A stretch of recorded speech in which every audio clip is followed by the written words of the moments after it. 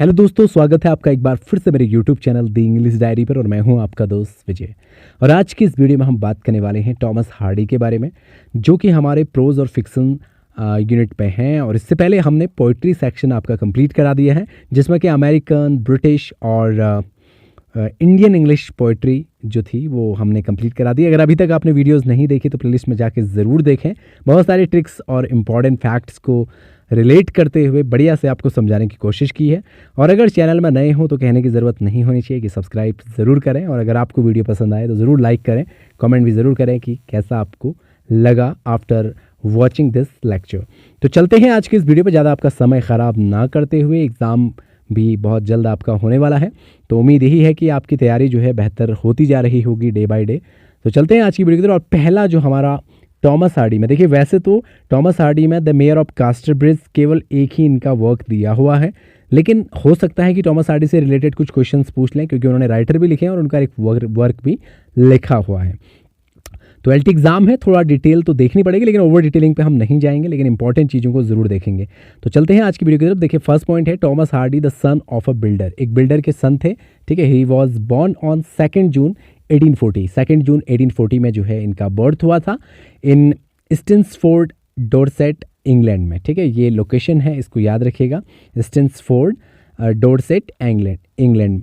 Hardy died on 11 January. 11 जनवरी में जो है इनकी डेथ हुई थी, जो कि 1928 में, जब ये 87 साल के थे, 87 के, डोरचेस्टर में। ठीक है, जिसको डोरसेट या इंग्लैंड भी हम कह सकते हैं। तो ये वो लोकेशन है जहाँ पे उनकी डेथ हुई थी। और आपको बस ये दो जो डेट्स याद रखनी है, 1840 और 1928। ठीक है, नेक्स्ट पॉइंट हमारा है जो इनका बरीड किया गया, he was buried in Westminster अबे में किया गया। ठीक है, ये आपको याद रखना इंपॉर्टेंट पॉइंट है। As he wished his heart was removed and buried in his parish churchyard at Stinsford in the grave of his first wife Emma. वो चाहते थे, जो कि उनकी विश थी, कि उनका जो हार्ट है वो रिमूव करके पेरिस के उस चर्च यार्ड पे, जो कि स्टिन्सफोर्ड में पड़ता है, उनकी वाइफ की ग्रेव के बगल में जो है दफनाया जाए। तो वही चीज़ किया भी गया। ठीक है, जो उनकी वाइफ एमा थी, जो उनकी फर्स्ट वाइफ थी, उनके बगल में ही उनके हार्ट को जो है बरीड किया गया। Hardy is known as the last great Victorian poet and novelist, और इनको last great Victorian poet and novelist कहा जाता है।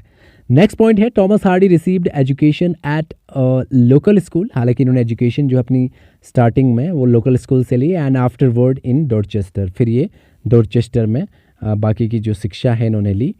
नेक्स्ट पॉइंट है हमारा आज का, in 1849 he was sent to a private school in Dorchester. तो 1849 में इनको जो है सेंड कर दिया गया, भेज दिया गया एक प्राइवेट स्कूल में, जो कि डोरचेस्टर में ही पढ़ता था। नेक्स्ट पॉइंट है Thomas Hardy was the eldest son of Thomas Hardy जेमिना Hardy, यानी ये अपने मदर फादर के जो थे एल्डेस्ट सन थे। ठीक है, his father was a stone mason and builder. इनके जो फादर हैं वो स्टोन मैशन थे और बिल्डर थे। His mother was well educated lady, और इनकी मदर जो है वेल एजुकेटेड लेडी थी। Hardy received from his father the love of music, अपने पिता से जो है संगीत के प्रति प्रेम, खासतौर पर violin. And from his mother the love of books, अपनी अपनी मदर से उन्होंने किताबों से प्रेम करना सीखा। ये गुण उन्होंने अपने जो माता और पिता से सीखे थे। In 1860 he became a student of modern languages at King's College, और 1860 में जो है ये एक स्टूडेंट बन गए थे मॉडर्न लैंग्वेजेस के, जो कि किंग्स कॉलेज में। ठीक है, eight the same time he also studied the modern Gothic architecture under sir Arthur Bloomfield, और उसी साल जो है इन्होंने स्टडी की थी मॉडर्न गॉथिक आर्किटेक्चर की। ठीक है, और वो जो है इन्होंने सर आर्थर ब्लूमफील्ड के जो है अंडर या फिर सुपरविजन में जो है ये काम सीखा। ठीक है, इन 1862 व्हेन ही वाज 22, जब वो 22 साल के थे 1862 में, Hardy left for London to work a draughtsman. उसके बाद ये लंदन चले गए, वहाँ पर इन्होंने एज अ ड्राफ्ट्समैन भी काम किया in the office of Arthur Bloomfield. ठीक है, आर्थर ब्लूमफील्ड के ऑफिस में। While in London Hardy was influenced by the works of Charles Swinburne. तो जब ये लंदन में थे तो उस वक्त काफ़ी सारे राइटर्स से इन्फ्लुएंस भी हुए, जिसमें चार्ल्स स्विनबर्न, रॉबर्ट ब्राउनिंग और चार्ल्स डार्विन, ये 3 लोगों का इसमें नाम आता है।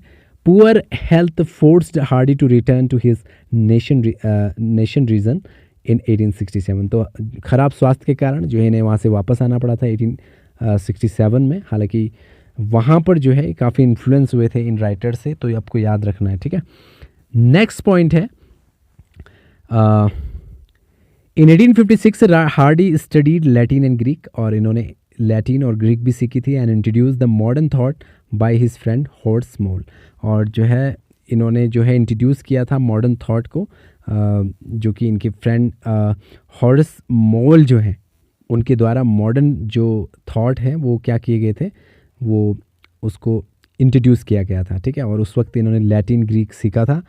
इन 1863 he got the medal of the institute of British architects. तो इन्होंने 1863 में जो है मेडल भी प्राप्त किया था इंस्टीट्यूट ऑफ ब्रिटिश आर्किटेक्ट से, फॉर राइटिंग एन ऐसे on coloured brick and terracotta architecture, ठीक है। तो यहाँ पर जो लिखा फॉर राइटिंग एन ऐसे, इन्होंने एक ऐसे लिखा था coloured brick and the terracotta architecture. ये जो है इन्होंने एक ऐसे लिखा था इस विषय पे, तो इस वजह से जो है इन्हें एक मेडल दिया गया था।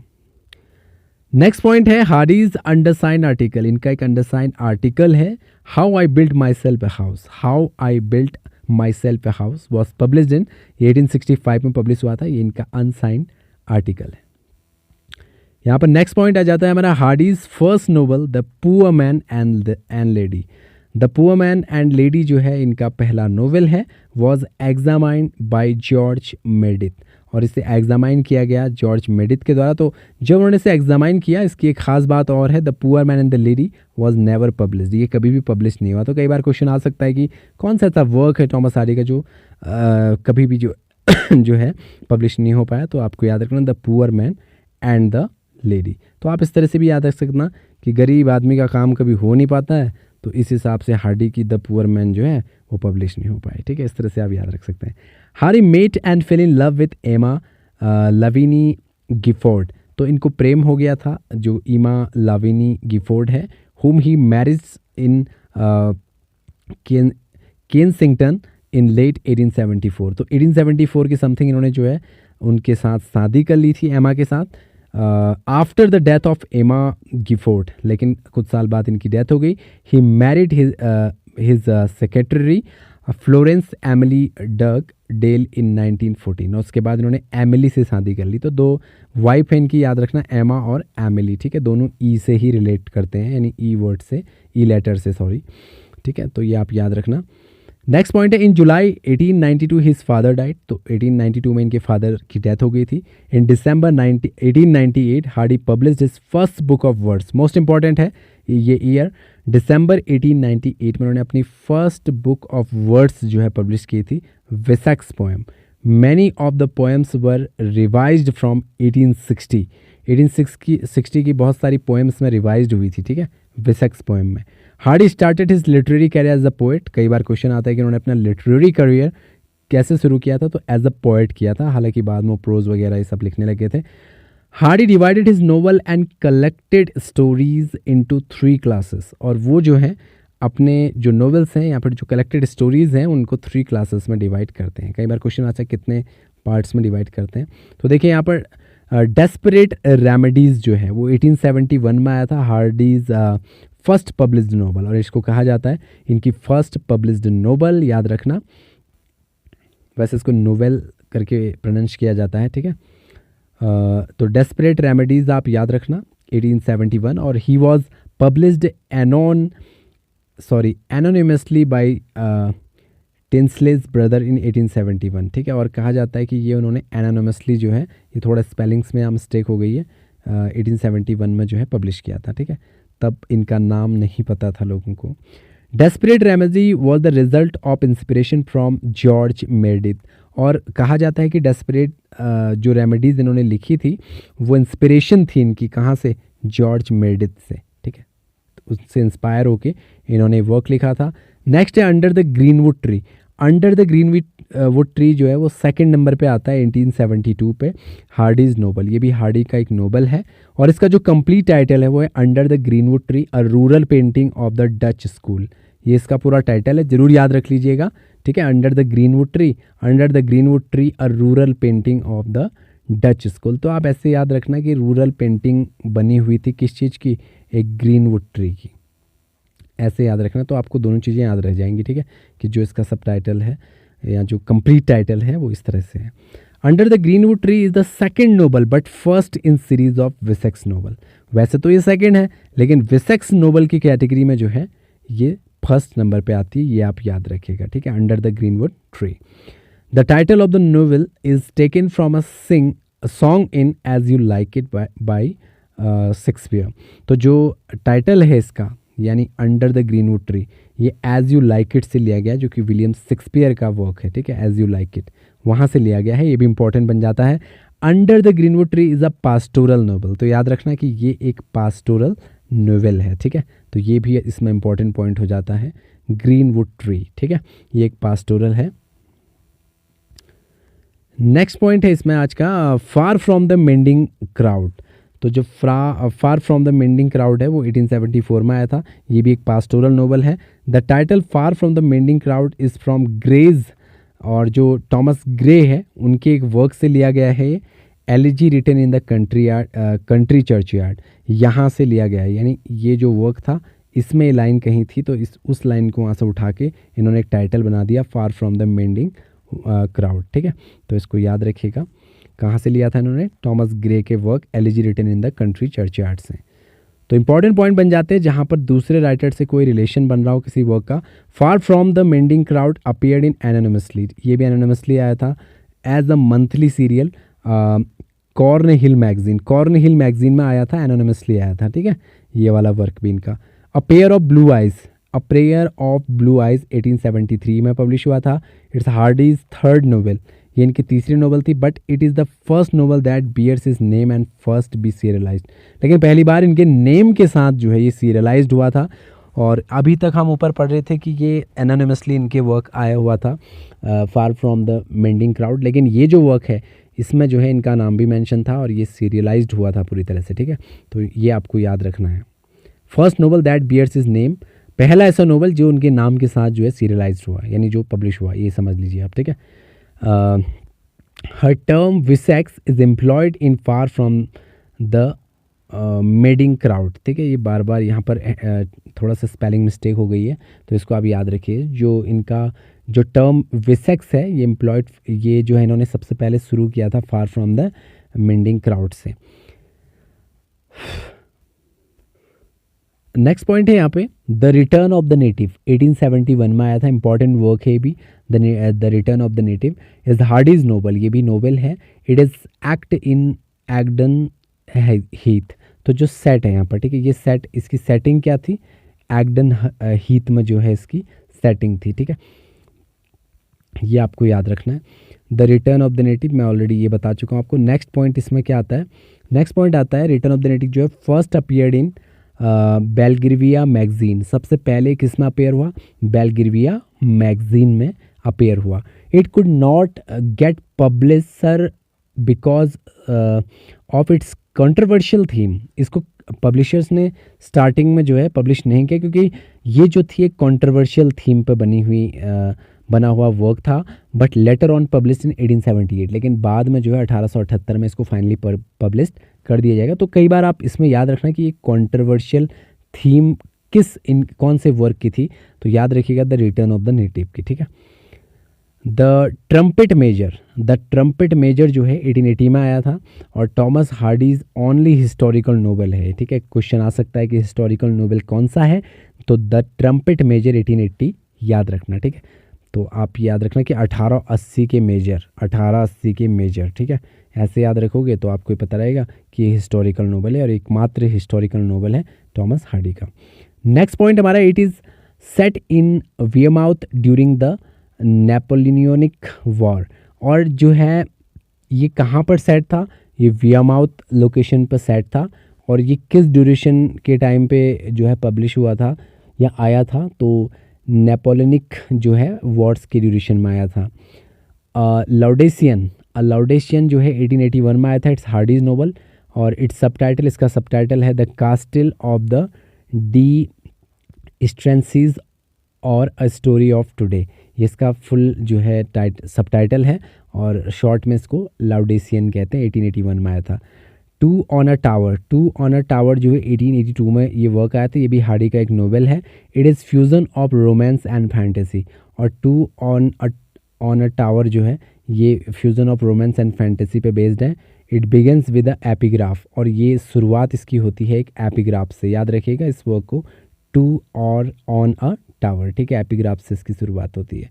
अब आगे हमारा वो वाला वर्क देखिए, the mayor of Casterbridge 1886, most important है क्योंकि ये आपके सिलेबस में भी दिया हुआ है। द मेयर ऑफ कास्टरब्रिज कब पब्लिश हुआ? 1886 से, याद रखिएगा। ये हार्डी का एक नोवेल है, और इसका जो सब टाइटल है the life and the death of a man of character, most important है, the life and the death of man of character. It is set in the fictional town of Casterbridge. एक fictional town जो है इसमें बताया गया है कास्टरब्रिज नाम से, तो ये आपको याद रखना है, इसकी सेटिंग यही है। द मेयर ऑफ कास्टरब्रिज जो है एक ट्रैजिक मास्टरपीस ऑफ हार्डी कहा जाता है इसको। 1886 में आया था, tragic masterpiece of Hardy, most important point है ये। इसमें एक इंपॉर्टेंट लाइन है, happiness was but the occasional episode in a general drama of pain. Important line है, happiness was the occasional episode in the general drama of pain. ये mayor of Casterbridge वाले work में ही आया था, ठीक है। और भी इनके कुछ वर्क्स हैं जिनके बारे में हम यहाँ पर पढ़ने जा रहे हैं। द वुडलैंडरर्स 1887, ये भी हार्डी का एक नोवेल है, और scenes of the Woodlanders are set in the Little Hintock. तो लिटिल हिंटॉक पे जो है सारे सीन सेट किए गए हैं द वुडलैंडर्स के। A small woodland village deep in the wood of Dorset, और ये जो स्मॉल वुडलैंड विलेज था जो कि deep in the woods of Dorset, Dorset के जो घने जंगल हैं वहाँ पर बसा हुआ था, ठीक है, स्टोरी में जो गांव बताया हुआ था। टेस ऑफ डी अर्बिरविलेसिस, हालांकि ये वर्क आपसे पूछा नहीं जा सकता लेकिन फिर भी आपको याद रहना चाहिए। 1891 इंपॉर्टेंट है। इट्स हार्डीज नोवेल, ये भी एक नोवेल है। इट इज़ हिज मास्टरपीस, इसको भी इनका मास्टरपीस कहा जाता है। It is set in the rural England, और जो है ये रूरल इंग्लैंड में सेटिंग है इसकी। तो याद रखना इस वर्क को, Tess of the d'Urbervilles, ठीक है। नेक्स्ट पॉइंट है, in the test of d'Urbervilles Hardy writes, तो इस वर्क में हार्डी लिखते हैं, God is not in his heaven, यानी भगवान अपने हेवन में नहीं है। All is wrong with the world, संसार के साथ सब कुछ गलत चल रहा है। ये लाइन उन्होंने टेस्ट ऑफ डी अर्बिरविलेसिस में कहा है, ठीक है। द वेल बिलव्ड जो है 1892 में आया था। ये भी हार्डी का एक नोवेल है। It is set in the Isle of Slingers यानी पोलैंड में जो है इसकी सेटिंग है, ठीक है। जोसेलियन पिस्टॉन इज़ एन आइलैंडर, ठीक है। तो इसमें एक पर्सन है जोसलिन पियर्स्टन जो कि एक आइलैंडर हैं, ठीक है। जूड द ऑब्सक्योर, ये भी इंपॉर्टेंट है। जूड द ऑब्सक्योर 1895 में आया था। इज़ द हार्डी नोवेल, ये हार्डी का एक नोवेल है। It is the last complete novel of Hardy, और इसको कहा जाता है last complete novel of Hardy. किसको? जूड द ऑब्सक्योर, 1895 में ये वर्क आया था। नेक्स्ट पॉइंट है, Jude the Obscure is concerned with the issue of class education, religion and marriage. इसमें जो इश्यूज दिखाए हुए हैं वो class education, religion and marriage को दिखाएं। It reveals a deadly war, ये डेडली वॉर को रिवील करता है between flesh and spirit, flesh और स्पिरिट को, ठीक है। The novel Jude and Obscure was originally printed in Harper's New Monthly Magazine. Harper की न्यू मंथली मैगजीन में जो है पब्लिश हुआ था 1894 में, and then in 1895 in Hardy volume, और फिर 1895 में हार्डी के खुद के वॉल्यूम में पब्लिश हुआ था, ठीक है। The डायनेस्ट is Hardy's drama in words, ये इंपॉर्टेंट है। डायनेस्ट जो है इससे रिलेटेड क्वेश्चन टीजीटी पीजीटी में पूछे भी गए हैं, तो आप इसको याद रखिएगा कि ये एक ड्रामा इन वर्ड्स है। It is an epic drama, ये एक एपिक ड्रामा है of the war with Napoleon, Napoleon की वॉर से रिलेटेड, इन 3 पार्ट्स, 1904, 1906, 1908। ये सारी चीज़ें इसमें मेंशन है, याद रखिएगा। The Dynast is a 3 volume epic, इसको 3 वॉल्यूम एपिक कहते हैं। The Dynast 1 volume was published in 1910, तो इसका पहला जो वॉल्यूम पब्लिश हुआ था वो 1910 में हुआ था, ठीक है। नेक्स्ट पॉइंट है, the Dynast a drama of Napoleonic war is closest drama written in blank words, इसको क्लोजेस्ट ड्रामा कहा जाता है और ये ब्लैंक वर्ड्स में लिखा हुआ है। Hardy was born in 1840 in Dorchester, English country, तो ये तो मैं ऑलरेडी बता चुका हूँ। Hardy began his career by writing poetry. सबसे पहले उन्होंने अपना करियर कैसे शुरू किया था, अगर क्वेश्चन आए तो याद रखना पोएट्री से। Hardy is the novelist of the Wessex region. कहाँ का नोवेलिस्ट है वो? विसेक्स रीजन का है। Hardy's faith in religion was a mixture of agnosticism and spiritism. तो इन दोनों का मिक्सचर है इनके फेथ में, मतलब जो बिलीव है इनको। Hardy is known as last great Victorian poet and novelist. ये मैं आपको ऑलरेडी बता चुका हूँ, लास्ट और ग्रेट जो है ये इंपॉर्टेंट है इसमें, ठीक है। नेक्स्ट पॉइंट है Hardy was honoured with Order of Merit. Order of Merit से नवाजा गया है इनको, ऑनर मिला है इनको। नेक्स्ट पॉइंट है after being influenced by George Meredith Hardy wrote. जो जॉर्ज मेरेडिथ है उनसे इन्फ्लुएंस होकर हार्डी ने डेस्परेट रेमेडीज़ लिखा था।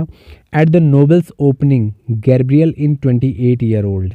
और जब ये जो डेस्परेट रेमेडीज स्टार्ट होता है तो इसमें 28 साल का एक कैरेक्टर दिखाया Gabriel and Bathsheba first meet in December. सबसे पहले इनकी मुलाकात दिसंबर में हुई थी। Gabriel plays the flute. Gabriel कौन सा इंस्ट्रूमेंट में जाता है? फ्लूट बजाता है। George is the name of Gabriel's older dog. और जॉर्ज किसका नाम है? गार्बिल के ओल्डर डॉग का। Bathsheba inherited her farm with her uncle. और जो बाथसेबा है वो अपने अंकल का जो इनहेरिटेड जो उनकी फार्म है वो उनको मिला हुआ है। Bathsheba servants and companion name is Liddy. और जो बाथसेबा की सर्वेंट है उसका नाम लेडी है। Bathsheba is the heroine of the far from the madding crowd. और far from the madding crowd की हीरोइन भी बाथसेबा है।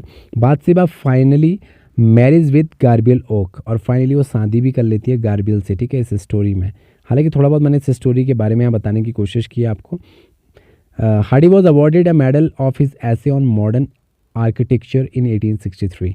तो इनको उनके मॉडल आर्किटेक्चर के लिए 1863 में भी अवार्ड दिया गया है। Wessex means the region which Hardy's novel are set, ठीक है। Hardy fell in with pleurisy in December 1927 and died in January 1927। वही मैंने आपको बताया, हार्ट में जो ब्लॉकेजेस आ जाते हैं उसी के कारण इनकी भी डेथ हुई थी 1928 में। AC Rickett has classified Hardy's novels under the heads pastoral tragedy, pastoral comedy, pastoral romances and pastoral extravaganza। तो ये सारी चीज़ें जो हैं उनको किसने कही है? AC रिकेट ने कही है। Abel Whittle is a character in the mayor of Casterbridge. ये कैरेक्टर हैं इसके। God is refer as the president of the immortals in the novelties of d'Urbervilles by Hardy, ठीक है। तो प्रेसिडेंट ऑफ द इमोर्टल्स जो है इन नोवेल्टीज of D अर्बरविलेसेस से लिया गया है, ठीक है। Hardy is called the regional novelist. इनको रीजनल नोवेलिस्ट कहा जाता है। नेक्स्ट पॉइंट है Hardy's philosophy of life has been taken as a pessimistic. और इनका जो फिलोसफी ऑफ लाइफ वो पेसिमिस्टिक है, ठीक है। द सब title of Tess of d'Urbervilles a pure woman. इसका जो डी अर्बलेसिस जो है इसका जो सब टाइटल है वो है अ प्योर वुमेन फेथफुली प्रेजेंटेड। ये इसका फुल टाइटल है। नेक्स्ट देखिए, सब टाइटल है, sorry. The Dynasts poem of the Thomas Hardy deals with Napoleonic war. ये तो मैं आपको ऊपर भी बता चुका हूँ कि ये नेपोलियनिक वॉर से संबंधित है। Wessex poem was the title of Hardy's first volume of poetry publish in 1898। Wessex poem जो आया इनका volume first volume of poetry वो 1891 में आया, ठीक है, जो टाइटल था हार्डी के फर्स्ट वॉल्यूम का। The डायनेस्ट is epic drama. The Dynasts the Thomas Hardy's worst drama भी इसको कहा जाता है। कुछ इंपॉर्टेंट फैक्ट्स हैं जिनको आपको याद रखना है, जैसे द सब title of novel the mayor of Casterbridge the story of a man of character. Important है क्योंकि ये आपका सिलेबस में है। Michael Henchard was a hay trusser. तो ये एक हेट ट्रेजर थे in beginning of the novel के शुरू में हमें पता चल जाता था। Mayor of Casterbridge later on a become a mayor. Finally ये मेयर बन जाते हैं। Happiness is but the occasional episode in the general drama of pain the mayor of Casterbridge में लाइन आई थी। और नेक्स्ट इसमें पॉइंट है the mayor of Casterbridge 1886 is a Hardy's novel. Its subtitle is the life and death of a man character. It is set in the fictional town Casterbridge, ठीक है।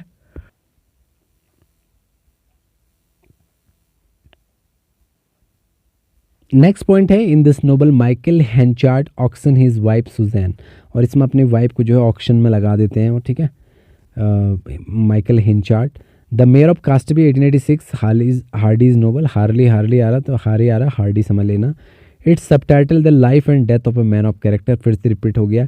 It is set in fictional town Cambridge. This is novel Michael Henchard, auction his wife, ये already हम बता चुके हैं। ये happiness वाला भी बता चुके हैं। Most important thing about mayor of Casterbridge, mayor of Casterbridge से रिलेटेड कुछ इंपॉर्टेंट फैक्ट्स हैं जो याद रखिएगा। The mayor of Casterbridge, novel by Thomas Hardy, publish 1986। First serially the periodical the Graphic later that year of book form, ठीक है, ये आप याद रखना। The fictional city of Casterbridge provides a picture of Dorchester in 19th century, 19वीं सदी के जो डॉर्चेस्टर है वहाँ का दृश्य इसमें दिखाया गया, वहाँ का पिक्चर यहाँ पर दिखाया गया है। The novel tells of the rise and fall of Michael Henchard, story में आप माइकल हिंचार्ड का राइज और फॉल देखेंगे, किस तरह से ऊपर उठे फिर गिरे, ठीक है, ये दोनों चीज़ें आप यहाँ पर देखेंगे।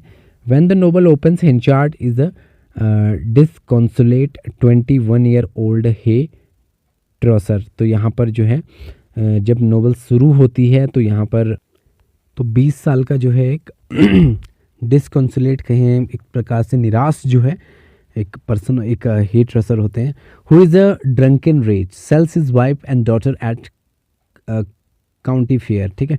तो वो क्या करते हैं, वो काफ़ी रेज होते हैं, काफ़ी गुस्से वाले होते हैं, ड्रंकिन होते हैं यानी पिए हुए होते हैं। वो सेल कर देते हैं, बेच देते हैं अपनी डॉटर को और अपनी वाइफ को, किस में, काउंटी फेयर में, ठीक है, एक मेले में। 18 ईयर लेटर, 18 साल के बाद, Henchard has risen to become the mayor, वो क्या बन जाते हैं, एक मेयर बन जाते हैं। And the most accomplished corn merchant in the town of Casterbridge, corn merchant बन जाते हैं कास्टरब्रिज में, ठीक है, अपनी वाइफ और अपनी डॉटर को सेल करने के 18 साल के बाद। अब देखिए यहाँ पर इसके कुछ कैरेक्टर्स हैं जिनके बारे में मैंने बताने की कोशिश की है, मेयर ऑफ कास्टरब्रिज के, ठीक है, आप इनको याद रखना। एलिजाबेथ, जेन और न्यूसन के बारे में, the daughter of Susan and Newson, ठीक है। एलिजाबेथ जेन न्यूसन जो है वो सुजैन और न्यूसन की जो क्या है डॉटर है, ठीक है। सुजैन कौन है, सुजैन जो है हिंचार्ड की वाइफ थी जिसे उसने बेच दिया था, ठीक है। तो यहाँ पर देखिए, Elizabeth Jane bears the same name as the child born to Suzanne and Hinchard, who actually dies shortly after Hinchard sells Suzanne and his daughter। तो यहाँ पर बता रहे हैं कि एलिजाबेथ जो है ये नेम वही नेम है जो पहले सुजैन और हिंचार्ड की बेटी का हुआ करता था, जो कि जिसकी मौत हो गई है, ठीक है। यानी सुजैन और हिंचार्ड की भी एक बेटी थी जिसका नाम एलिजाबेथ था, लेकिन उसकी डेथ हो गई थी। फिर उसकी तो डेथ हो गई थी, लेकिन जब इनको बेच दिया गया था तो जब सुजैन न्यूसन के साथ रहने लगी तो इनकी जो बेटी हुई उसने उसका नाम भी जो है एलिजाबेथ रख दिया, ठीक है। तो ये याद रखना आपकी दोनों की बेटी का नाम एलिजाबेथ ही है। नेक्स्ट पॉइंट देखिए, डोनाल्ड फारफ्री। डोनाल्ड फारफ्री कौन है, ये स्कॉचमैन है who arrives the Casterbridge at the same time as Susan Henchard and Elizabeth Jane. जब सुजैन हिंचार्ड और एलिजाबेथ जेन कास्टरब्रिज में पहुंचते हैं तो उसी टाइम पे ये भी आया होता है और ये स्कॉचमैन है। फारफ्री जो है बिजनेस इफिशेंसी इसमें काफ़ी होती है, गुड ह्यूमर होता है and polish make him extremely popular among the town citizen. तो काफ़ी ज़्यादा जो है फेमस हो जाता है ये उस एरिया में, क्योंकि इसके बिजनेस से रिलेटेड बहुत अच्छे आइडियाज़ होते हैं, ठीक है। लुसेटा आगे, उसके बाद नेक्स्ट कैरेक्टर टेम्पलीमैन। लुसेटा टेम्पलीमैन कौन है, a woman who Henchard's meet, जिससे हिंचार्ड मिलता है courts and proposes to marry, और उसे प्रपोज कर देता है लुसेटा को, ठीक है। सुजैन हिंचार्ड आ गई फिर, a meek unassuming woman married to Michael Henchard, और ये जो है माइकल हिंचार्ड से शादी करती है। व्हेन द नोवेल ओपन, जब नोवेल शुरू होती है, overly concerned with property, Susan attempts to keep secrets about Henchard's and Elizabeth Jane's identities in order to give the appearance of perfect family harmony.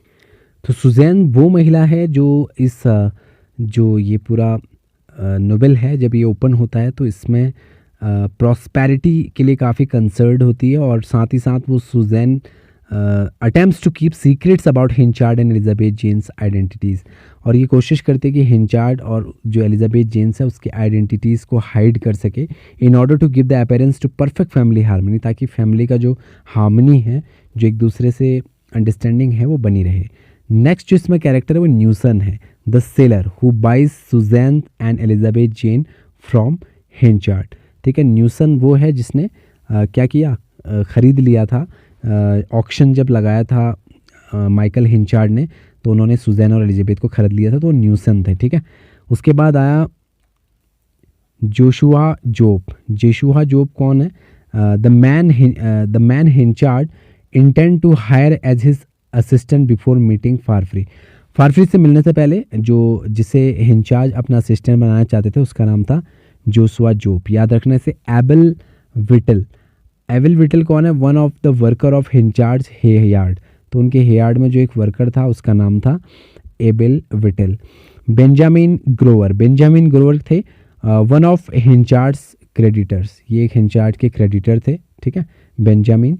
उसके बाद क्रिस्टोफर कॉनवे, तो जो Christopher कॉने थे वो एक पीजेंट थे इन कास्टरब्रिज, और जो कॉने है represent the bleak reality of peasants life, और इन्होंने जो है रिप्रेजेंट्स किया कि पीजेंट्स की लाइफ में कितनी सारी जो है प्रॉब्लम्स हैं। यहाँ कुछ और पीजेंट्स के भी नेम है जो आपको याद रखने हैं, मदर कुकसन और नैंस मॉकरिच, और लास्ट हैं सोलोमन लॉन्गवेज। ये तीनों जो है पीजेंट्स हैं, यानी जो किसान हैं या जो खेती करने वाले मजदूर हैं, ठीक है। तो ये कैरेक्टर्स आपको एक बार याद कर लेने हैं कि कई बार पूछा जाता है कि कैरेक्टर से रिलेटेड, तो आपको मेनली याद रखना है माइकल हिंचार्ड याद रखना है, ठीक है, न्यूसन याद रखना है, हिंचार्ड। देखो पहले आप माइकल हिंचार्ड याद रखो जिसने अपनी बेटी वाइफ सुजैन और अपनी बेटी एलिजाबेथ को सेल कर दिया था। किसे किया था सेल? वो थी न्यूसन थे, ठीक है। और उसके बाद न्यूसन और सुजैन की भी एक बेटी हुई थी जिसका नाम एलिजाबेथ रखा गया। तो उनकी जो पहली बेटी थी जो कि एलिजाबेथ यानी सुजैन और हिंचार्ड की एलिजाबेथ जो बेटी थी उसकी डेथ हो जाती है। लेकिन जब सुजैन जो है न्यूसन से शादी करती है उस ऑक्शन में, जब वो जीत जाता है उससे, तो बाद में उनके जब बच्चे होते हैं तो वो अपनी बेटी का नाम एलिजाबेथ ही रखती है। डोनाल्ड फारफ्री के बारे में मैंने आपको बता दिया, स्कॉचमैन है। लुसेटा टेम्पलीमैन जो है एक वुमेन है। हिंचार्ड इसको जो है प्रपोज भी करते हैं। बहुत शार्पर होती है, बहुत तेज़ होती है, ठीक है। और उसके बाद सुजैन हिंचार्ड के बारे में मैं बता ही चुका हूँ, न्यूसन के बारे में बता चुका हूँ, जोशुआ जोब के बारे में बता चुका हूँ, एबल विटल के बारे में भी आपको बता चुका हूँ। तो इन सारे कैरेक्टर्स को आप याद रखिएगा। वैसे कोशिश करेंगे कि एक छोटी सी वीडियो जो है इनकी स्टोरी से रिलेटेड आपको बता दी जाए, जिससे कि आपको अच्छा सा आइडिया आ जाए, क्योंकि मेयर ऑफ द कास्टरब्रिज जो है यहाँ से क्वेश्चन जरूर पूछे जा सकते हैं, लेकिन आप बाकी वर्क्स को भी नोटिस जरूर कीजिएगा। मिलते हैं नेक्स्ट वीडियो में, और जरूर बताएगा कि आपको सारा कंटेंट कैसा लगा। तो thank you so much for watching this video.